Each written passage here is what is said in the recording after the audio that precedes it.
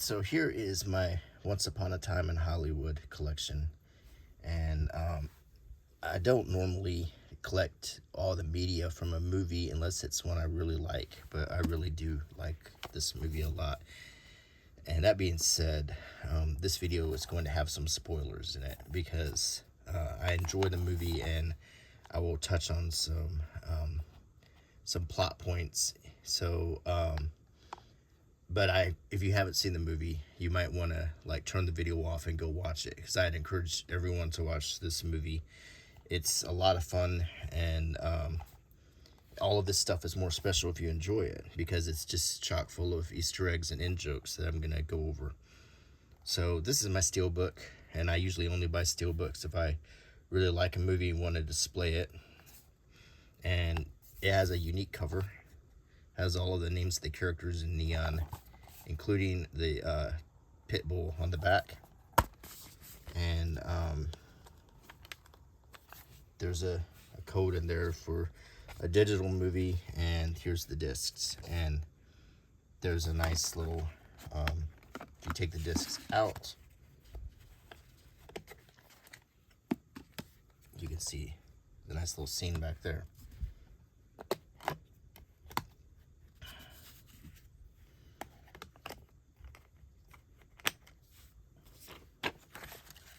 So that's the steelbook. So after I watched the movie, first of all, let me just say, I watched this movie on an airplane ride to London, I think, and I was bored and I was looking for something to watch, and I had resisted watching this movie because I didn't think I would like it. I had thought that it was going to be about the Tate LaBianca murders, which is a really depressing topic, and I know that story, and I didn't really want to, revisit it, but it's not exactly. It's a fairy tale. And although it starts out like it's going to be about that, it actually has somewhat of a different ending, a much happier fairy tale ending.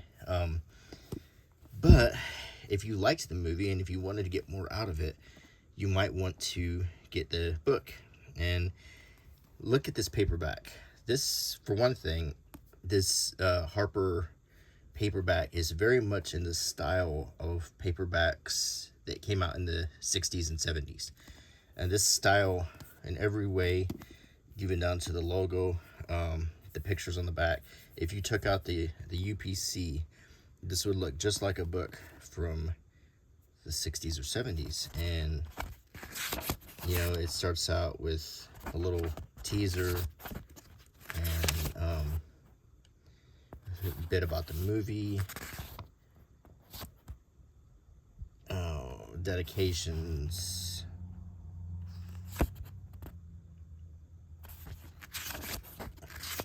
the text goes pretty well, but then in the back, like the 60s and 70s, you get the ads that you don't really see in paperbacks now. And these are all, this is an ad for a real Elmore Leonard book, The Switch. But Ride a Wild Bronco is a fictional book that was only seen in the movie that Rick Dalton was discussing.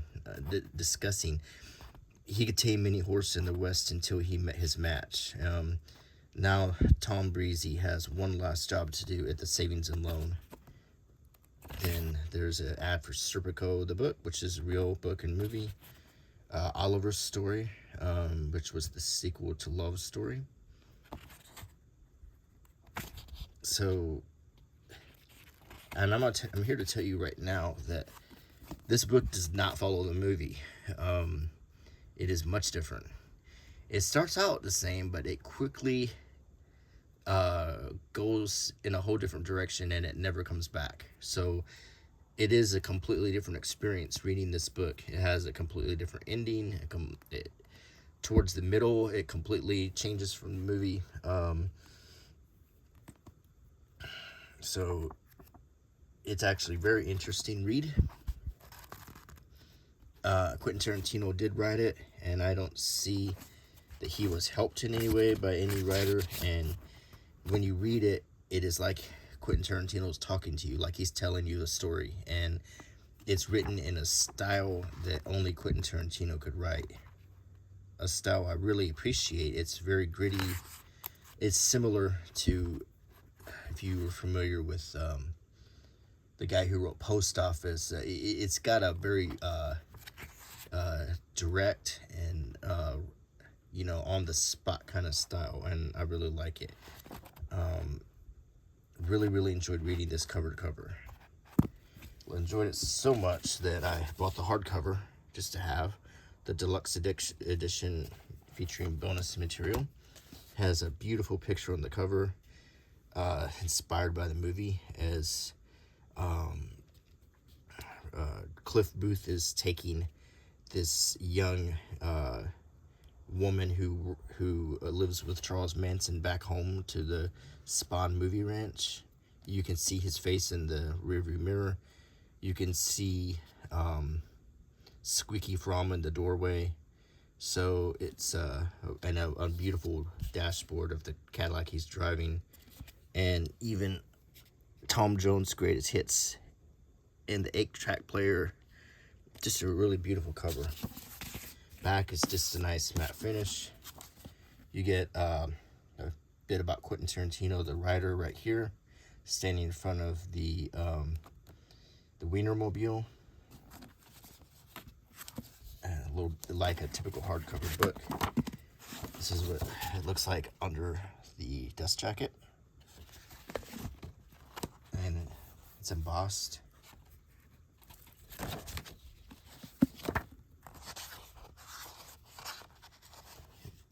Very similar, but much more deluxe than the paperback on how the page layout is.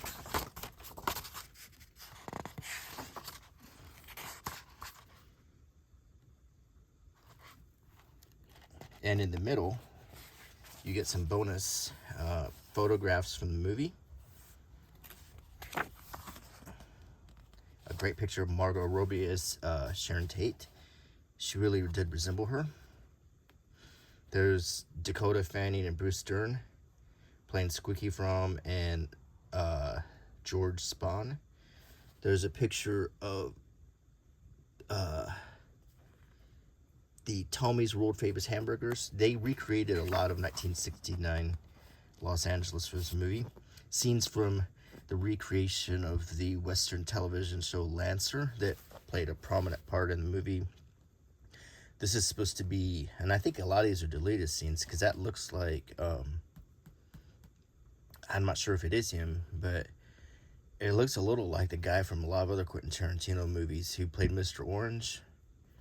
And that's Emil Hirsch playing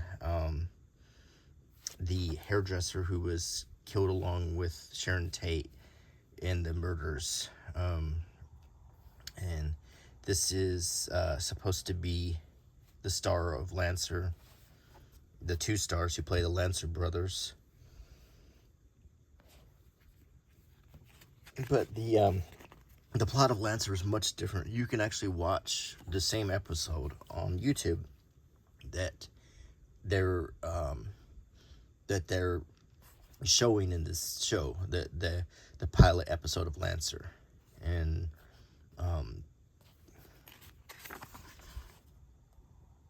this is actually Andie MacDowell's daughter, who plays this character who was used to recruit men for the Charles Manson family.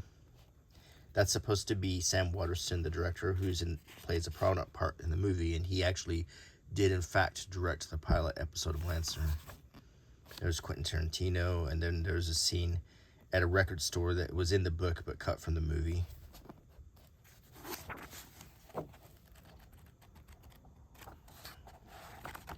And if we flip to the back, you get even more surprises. You get some posters. Battle of the Coral Sea, and you can see this is a poster that shows Rick Dalton is in it, along with real actors like Cliff Robertson and Tom Laughlin, who played Billy Jack. And it's said in the book that Cliff Booth gets his distinctive denim outfit from Tom Laughlin, from Billy Jack. There's a lobby card showing Rick Dalton in Battle of the Coral Sea. Here's some black and white photos of him in his TV show Bounty Law, which is kind of like Wanted Dead or Alive, which was a show I watched as a kid. Here's the Mad TV guide cover that looks very similar to the Mad magazine cover of Rick Dalton, and another TV guide with Rick Dalton, which is just very close to how TV Guide did look in the 50s. Is Wile E. Coyote too violent? Here's some comic books of Bounty Law, and that's just like how the comic books looked when I was a kid, when they were based off of TV shows. A Rick Dalton lunchbox, some cartoons from Bounty Law, done in the style of the 50s. A Bounty Law board game, which is just really cool that they created all of this stuff. Comanche Uprising, and this poster is used prominently in the movie.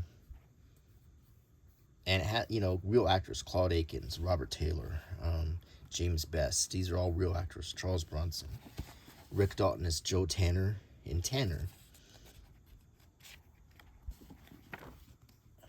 Hellfire, Texas, with Glenn Ford, Rick Dalton, and that is Glenn Ford there. Max Baer from Beverly Hillbillies. Jigsaw Jane with Suzanne Plachette and Rick Dalton. I like that poster a lot. You can't see the picture clearly till the last piece of the puzzle is put into place. Therefore, no one will be admitted during the last 10 minutes, which is something they used to do a lot in old movies, was make a warning like that. Rick Dalton in Nebraska Jim. This is like, if you see the Italian names, he's gone to the spaghetti westerns at this point. Gringo, it's another spaghetti western that Rick Dalton is starring in. Operation Dynamite. It's showing that as his career starts to tank a little bit, he gets a lot of parts in Italy, including like Madcap Caper, adventures like these. Red Blood, Red Skin, with Telly Savalas, Rick Dalton, Carol Baker, and Francesca Capucci, which is supposed to be his future wife in the movie. And of course the cover of Mad. And then they have included the Mad satire of Bounty Law here, which is a nice inclusion. So you do get a lot of extras with this hardcover book. It's really kind of a good deal if you want to see a lot of the extra stuff. However, as you saw, there are some things that are only in the paperback. Like, for example, this ad for Ride a Wild Bronco, which was a big part of the movie, and his bonding with the young actress in Lancer. And these ads for other stories that inspired Quentin Tarantino from this time period. So you might just want to get both, like I did. Now, I also have two other interesting things here. This is Once Upon a Time in Hollywood for 75 cents. It's a lobby magazine that was included if you watched this at the premiere. And it's made out like a 1960s magazine.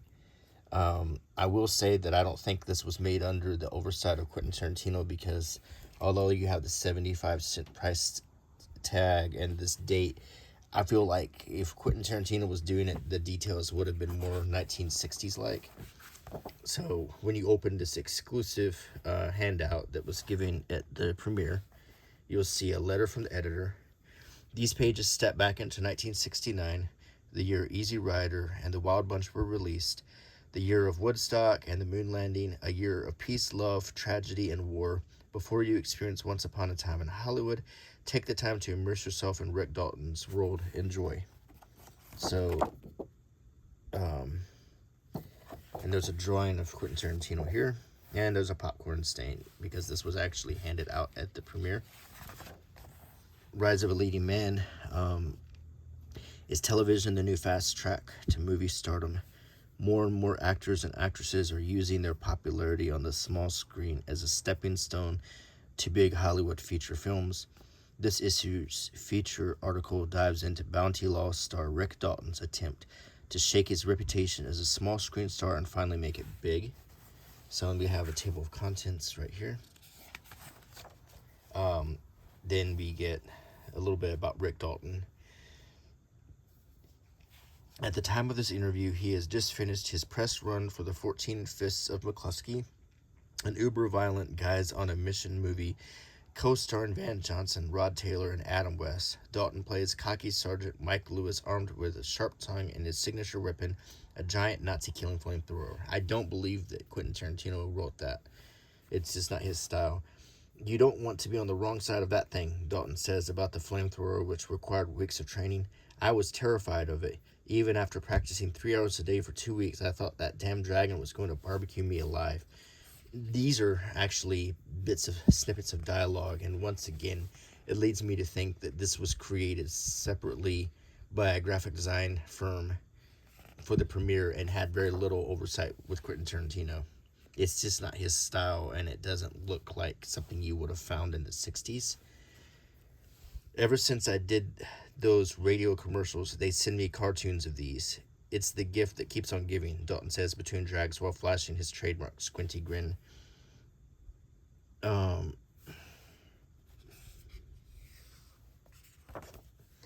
And we do get some cool scenes from the movie in this that you can't really find anywhere else.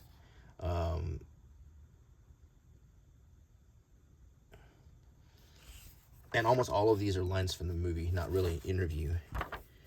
This section is about Cliff Booth, the stunt double for Rick Dalton and his best friend. You may never have heard of Cliff Booth, but you have definitely seen him before. As a Rick Dalton stunt double, Cliff has appeared in films, television shows, and even commercials, sometimes risking his life for the sake of the perfect shot. Turns out pretending to fight and blow stuff up is pretty similar to the real thing, Cliff Booth. Growing up, I never expected to be doing any of this Hollywood stuff, says Booth, his face obscured by aviator sunglasses that add to his mystique. I was a Green Beret, but once I got sent back to the States, I found myself with a whole bunch of skills that aren't too useful in civilian life. Then somebody suggested stunt work. Turns out pretending to fight and blow stuff up is pretty similar to the real thing. And that's not a line from the movie, but they did allude to the fact that he was a veteran in the movie. I've been riding horses and shooting guns my whole life, but there are just some things that are too dangerous to attempt on my own.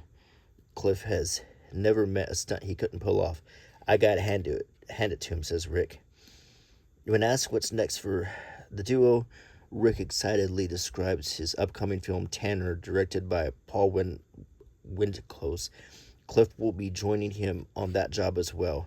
Nobody plays Rick Dalton like Cliff Booth, Dalton said, except for Rick effing Dalton, of course. Playing him ain't easy, but somebody's got to do it, Cliff adds. They laugh. And then here's our ad, this is a nice exclusive. An ad for Red Apple, and you get a close-up of the Red Apple package with the green worm coming out of the red apple. Take a bite and feel all right. Take a bite of Red Apple. Crisp, full-bodied, and refreshingly smooth. There's nothing quite like a red apple. That's because they're made with hand-rolled, toasted tobacco for that mild but unforgettable taste that goes down easy. Some people with asthma and other bronchial issues may be sensitive to tobacco smoke. If you have respiratory concerns, we recommend new Red Apple Filtered, now available in stores. No coughing nor irritation, just silky satisfaction. There's a reason why 4 out of every 5 doctors recommend Red Apple. You never forget your first bite. We get to some music tracks from the movie. Want a little preview of what Robert W. Morgan of 93 KHJ's hugely popular Boss Radio will be spinning all summer long. We've asked the boss to review some of the tracks he's been grooving to lately. And you can find these real air checks from this DJ on YouTube to listen to. But here's some of the music. And this is a real DJ, a real station that Quentin Tarantino remembered. And I will say that the soundtrack is really good. Brother loves traveling salvation show Neil Diamond. Leave it to Neil to set a perfect mood. It's impossible not to be immediately wrapped up in this story of a southern preacher. It's a joyful experience that only a songwriter like Neil Diamond can provide. Bring a Little Lovin' by Los Bravos.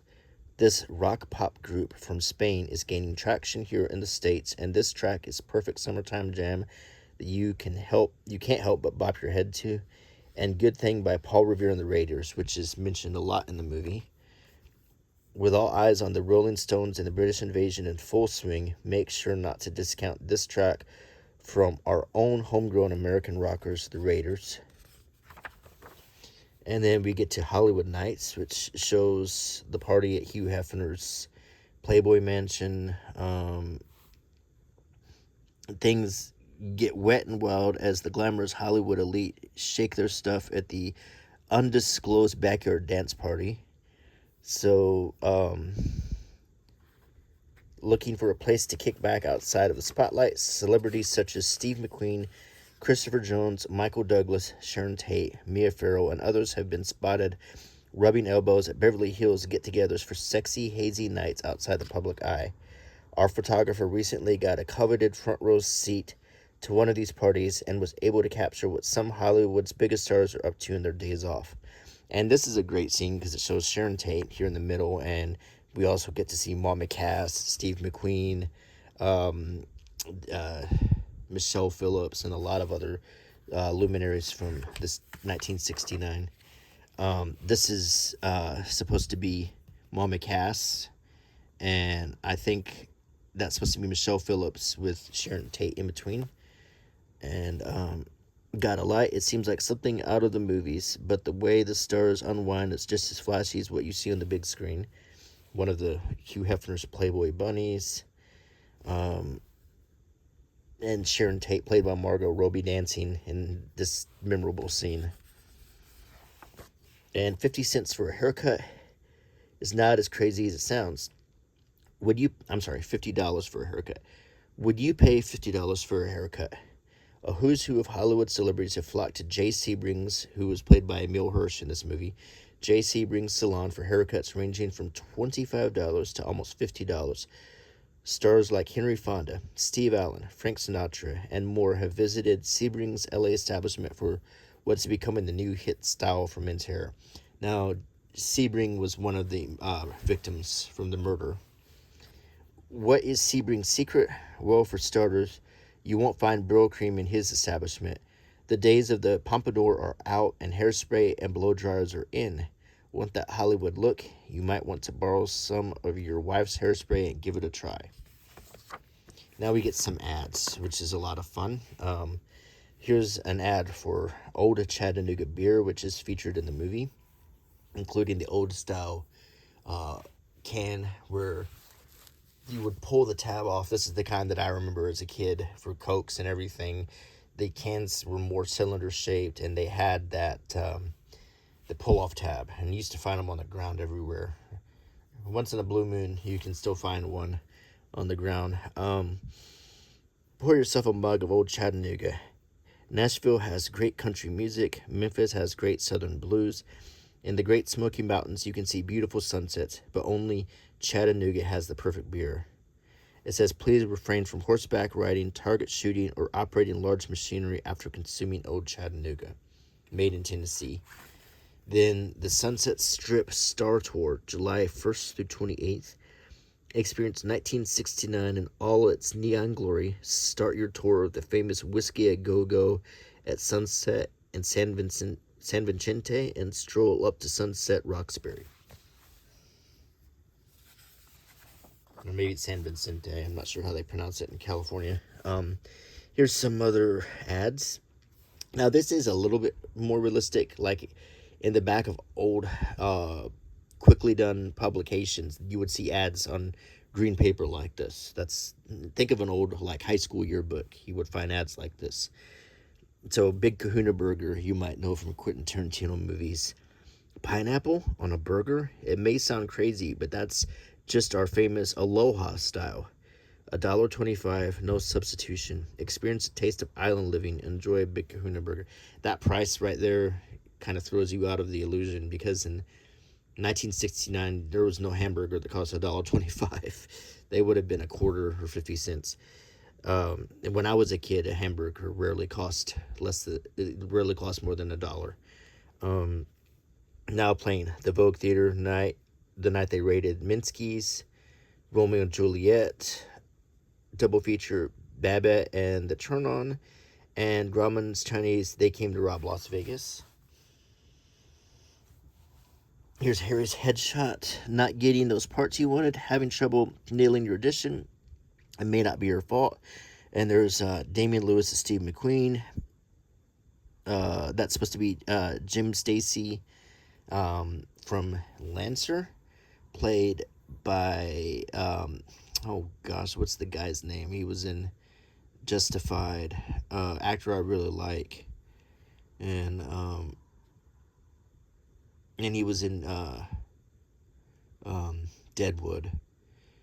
Oh, it'll probably come to me some point later in the video, but it's blinking on me now. And so sometimes a good headshot makes all the difference when casting is looking for someone with that special star quality. Now it's driving me crazy. What is his name? I can't remember. Wolf's Tooth dog food was also shown in the movie. It's a fictional dog food that Cliff Booth feeds his pit bull in a really funny scene where he's making some mac and cheese. And to get back to this book, it even explains the way Cliff Booth makes his mac and cheese. The book is so much fun to read. It goes into every little crazy detail, and that's why I just thoroughly enjoyed reading it, and I highly recommend getting it. Spawn Movie Ranch Horseback Tour. Howdy, partner. Come on down to Spawn Movie Ranch, which has been featured in episodes of Bonanza and Bounty Law, as well as Howard Hughes' The Outlaw. Okay, let's talk a little about Spawn Movie Ranch. So Spawn Movie Ranch was the old rundown movie ranch where they used to shoot movies and westerns, and it became the stronghold of the Manson family. They had managed to seduce George Spahn, the owner, to basically let Manson and all of his hippie followers stay there, and that was figured prominently in the movie. It was the staging point for where they committed their awful crimes, and there's a really good part where Cliff Booth goes there and checks to see if George Spahn is okay, and has encounters with the Manson family. I want to tell you so much about the movie, but I also just want you to watch it. It's a lot of fun. What we have here is the very last issue of Mad. This is the last one ever made and ever put out on the newsstand, and it is the special Tarantino Time Warp issue, and it is very much like the old style of Mad Magazine, 2019, right before they ended, and it's Bounty Law. And on the back, it's got an old fake Cadillac. We own one. The trouble with owning a Cadillac is you gotta leave it in the parking lot. Now, wherever you go, you can let the whole world know you own that fabulous status symbol by wearing Cadillac jewelry. So, it's funny, at the very end of Mad, they went back to their old-time 1950s style, including even making it look like the old layout of the magazine. For the first time in your life, feel really mad. Get that mad glow from head to toe in a Mad straitjacket. Offer expires 1960. See, they used to have a ad for getting a subscription to Mad, but at this point, Mad was pretty much over. So, and I mean, it is just well. Wait a second. For $30, reach for $30 and subscribe to Mad. Visit madmagazine.com. I think maybe at that point you would get, like, just their compilations, but I just don't think they're making it anymore. It's sad because Mad Magazine was once upon a time one of our last bastions of good humor. And here's the Bounty Law satire called Lousy Law. How the West was overdone department. And it's the same one that's in the book, but it's still fun to read.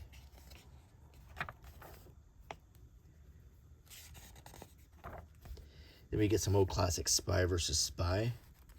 If you were my age, you would remember that. It used to be done by Sergio, I think. Or maybe, no, it wasn't. I can't remember who the original artist is, but this is not the original artist.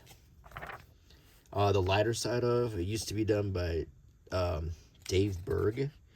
This is a whole different style of art, so it's not really newfangled living. That's what Dave Berg looked like, but it was an old staple in classic Mad. Cartoon scenes we'd like to see.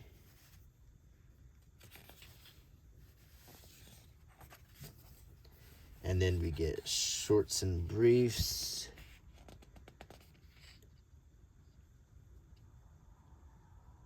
And some of these get a little anachronistic. We're not looking like we're in the 60s anymore with laptops and all of the trappings of the times we're living in today. This kind of throws you out of the illusion. So now we're getting into the color section.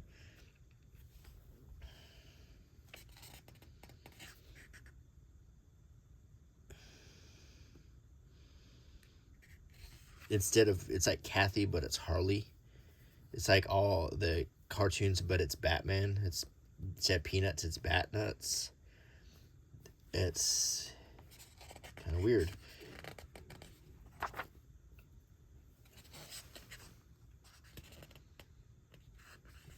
And snappy internet comments to honest questions.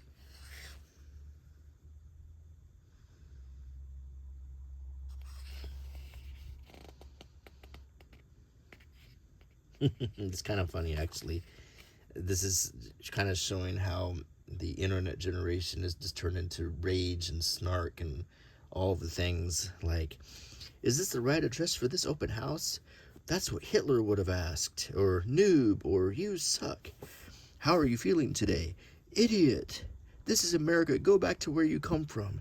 Maybe people would listen to you if you weren't so shrill. Yeah, let's see. Pokemon Accountant Squirtle.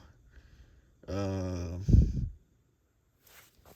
you can see why Mad was ending at this point. Humor is just getting kind of... They lost track of what they were doing here.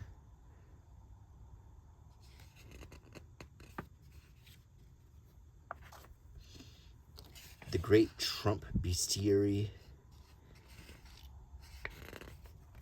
And the Monotonous Mrs. Maisel. Instead of the Marvel. I guess this is one of the last of the Mad satires of a show that I think might still be on. It's sort of a sad thing to see end.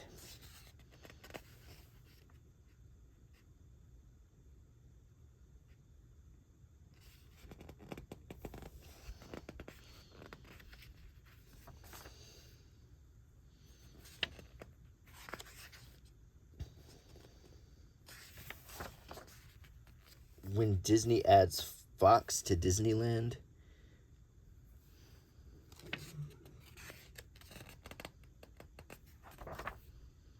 Let's have fun with family camping trips.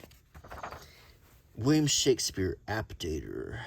What if Batman were actually 80 years old? It's just not as funny as it used to be. And you can see the inseparable, insufferable couple.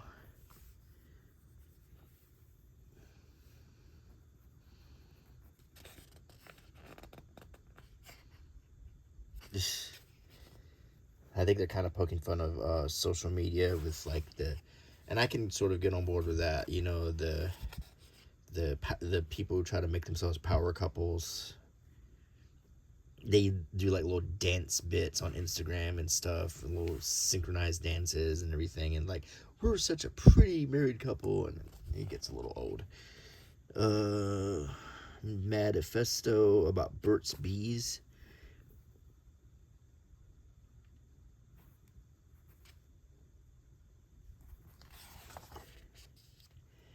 Netflix. Huh.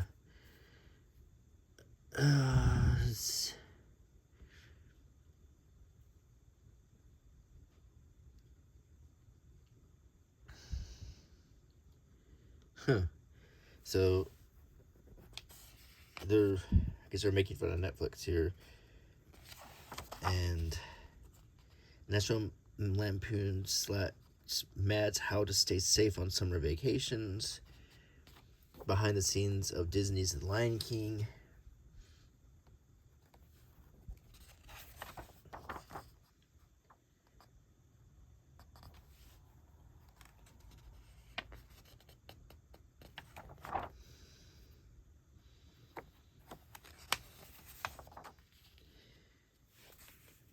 Anthropology Exit Survey.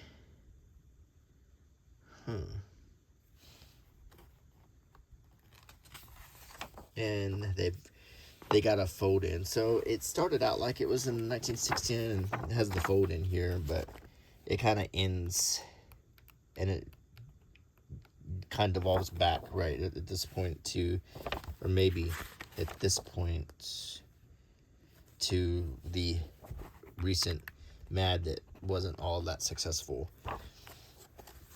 So these are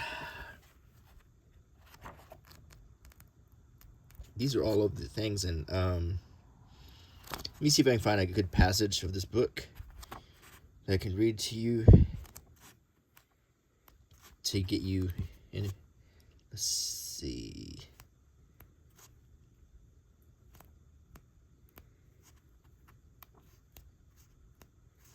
And I'm trying to find a part I can read that's not chock full of F-bombs. Let's see.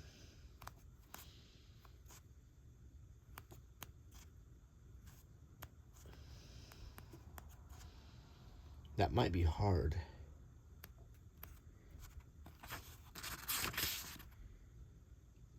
Oh, he gives you a lot of recommendations for movies in this, which I found kind of useful if you are wanting to get into like Kurosawa or whatever. You can just assume this is directly from Quentin Tarantino, giving you his picks for movies you might like.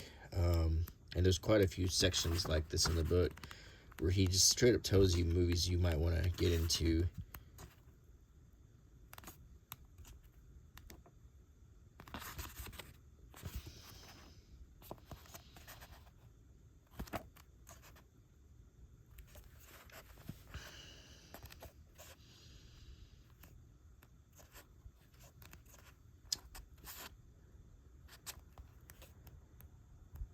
Another thing that's interesting is there's a whole section of the book that is actually that episode of Lancer, and it just reads like you're reading the story of Lancer.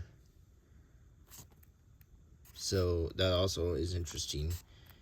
And Lancer is an interesting show if you watch it on. You can watch a lot of it on YouTube.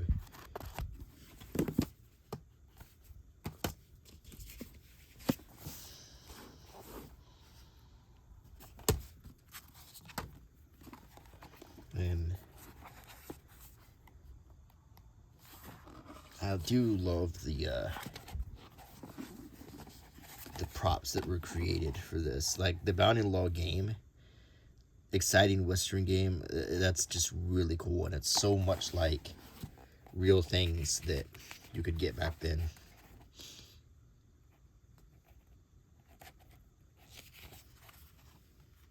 I particularly like this Suzanne Bichette poster, the Jigsaw Jane.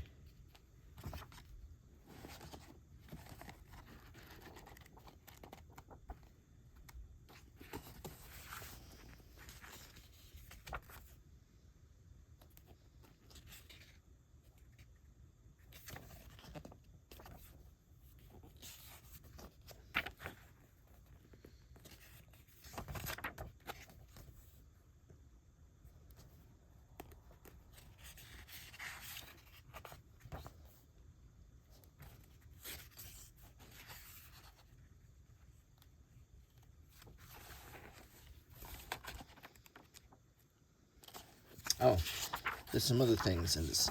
Here is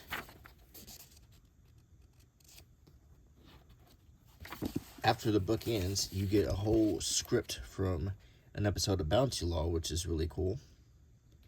And it looks like a real script.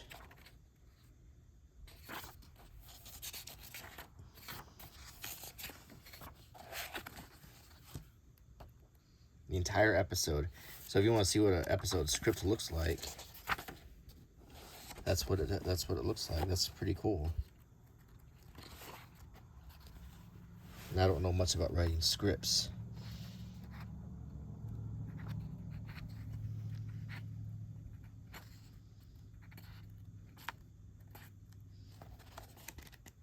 And let's look at this. Let's look at this again. This is kind of a rare thing to have. The back, the movie poster.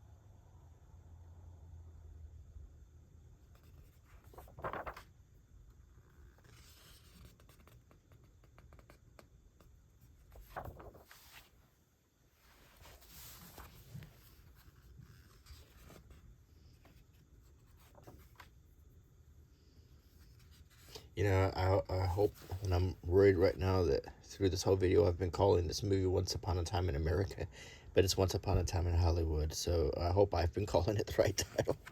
There's so many Once Upon a Time movies. There's Once Upon a Time with the Old West, there's Once Upon a Time in Mexico, and Once Upon a Time in America, which is a Robert De Niro movie, which I really like. And I'm a fan of almost all of the Once Upon a Time movies. Once Upon a Time in Mexico is a great movie by Robert Rodriguez with Antonio Banderas. But this is Quentin Tarantino's Once Upon a Time. And Sergio Leone directed Once Upon a Time in the West and Once Upon a Time in America. And it's no secret that Quentin Tarantino is a fan of Sergio Leone.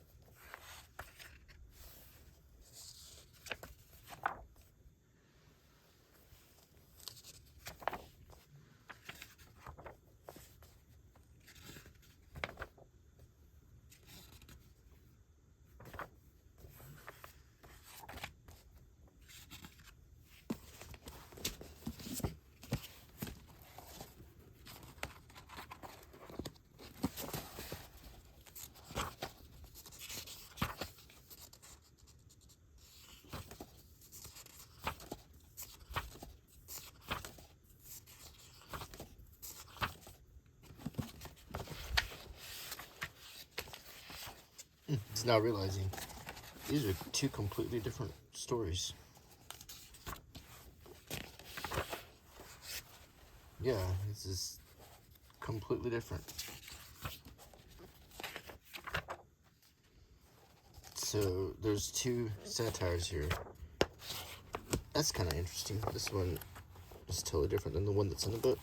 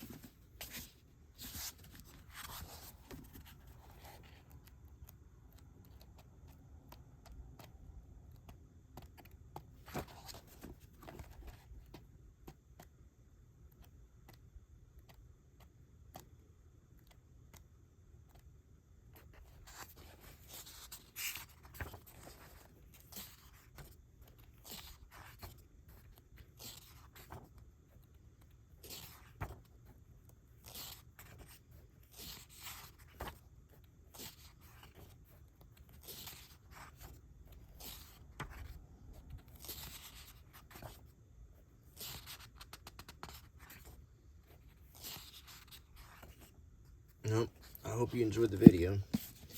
And if you like my channel, please subscribe and leave a comment. Give me a thumbs up. That all helps if you want to continue seeing my videos. And until next time, bye.